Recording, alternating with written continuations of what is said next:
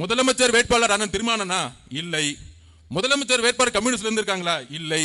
முதலமைச்சர் வேட்பாளர் அம்மா பிரேமலதா மேடமா? இல்லை. வேற யார் இருக்காங்க? முதலமைச்சர் வேட்பாளர் ஐயா வைகோ அவர்களா? இல்லை. முதலமைச்சர் வேட்பாளர் அண்ணன் வேல்முருகன் அவர்களா? இல்லை. நேத்து வரைக்கும் எம்எல்ஏ சீட்டு கொடுப்பாங்களான்னு நினைச்சிட்டு இருந்தாங்க. அதனால நீ புகழ்ந்துட்டு இருக்காரு சட்டசபையில். ஐயா எனக்கு கொஞ்சம் எம்எல்ஏ சீட்டு கொடுத்துருங்க, அப்பாவும் பையனும் புகழ்ந்துடுறேன். எம்எல்ஏ சீட்டு வேணும்னா எங்க தலைவர் விஜய் அவர்கள் திட்டா சீட்டு கிடைச்சிரும். விட்டுருக்கு, நல்லா இருந்துட்டு போறார், நமக்காக நல்லா இருந்துட்டு போறார், போட்டோம் போனா பொழைச்சு போட்டோம். சோ அப்ப இன்றைக்கு நம்மளை வச்சுதான் அங்க வியாபாரம் பயங்கரமா ஓடுது. ஒரு பெரிய வியாபாரியை போட்டு ஒரு சின்ன வியாபாரி வந்து போட்டி போடுவாங்களே, அந்த மாதிரி நாங்க விஜய் கிட்ட போயிடுவோம், விஜய் கிட்ட போயிடுவோம், விஜய் கிட்ட போயிடுவோம். அங்க திமுக வியாபாரம் பண்ணிட்டு இருக்காங்க. எங்க தலைவர் முதல் நாளே சொல்லிட்டார், 234 தொகுதியிலும் தனியா நின்று வெற்றி பெறக்கூடிய வலிமை எனக்கு இருக்கிறது. தொண்டர்கள் பலத்தை மட்டும் சொல்லல, மக்களுடைய பலம் தெளிவா சொன்னாரு. நான் வீடு வீடா போயிட்டு தான் கட்சியே ஆரம்பிச்சேன், நீ இனிமேல் தான் வீட்டுக்கே போறீங்க.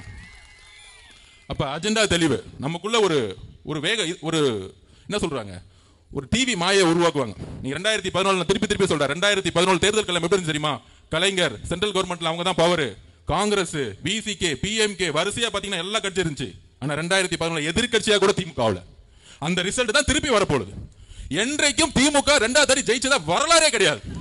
என்றைக்கும் வரலாறு கிடையாது. அந்த வரலாற்றை அவங்க அப்பனாலே உடைக்க முடியல, பையனால உடைக்க முடியுமா? கலைஞரால உடைக்க முடியல, ஸ்டாலினால உடைக்க முடியுமா? முடியவே முடியாது. அதுதான் வரலாறு சொல்லுது. கடைசியா ஒரு ட்ரை பண்ணி பார்த்தாரு கலைஞர். எப்ப தெரியுமா? 1984.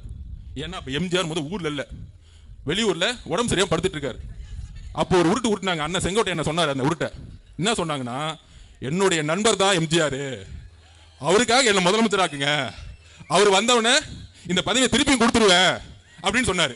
அந்த உருட்டு கூட மக்கள் நம்பாம படுத்துட்டு இருந்தவரை ஜெயிக்க வச்சாங்க. இதுதான் தமிழ்நாடு. இந்த குடும்பம் என்றைக்கும் ஜனதாதள் ஜெயிச்சதே இல்ல. ஐயா இபிஎஸ் அவர்கள் மேல ஏற்பட்ட தோல்வினால 2021 வந்தாங்க, பிஜேபி எதிர்த்தனால வந்தாங்க. ஆனால் இன்னைக்கு நிர்வாகம் ஒட்டுமொத்தம்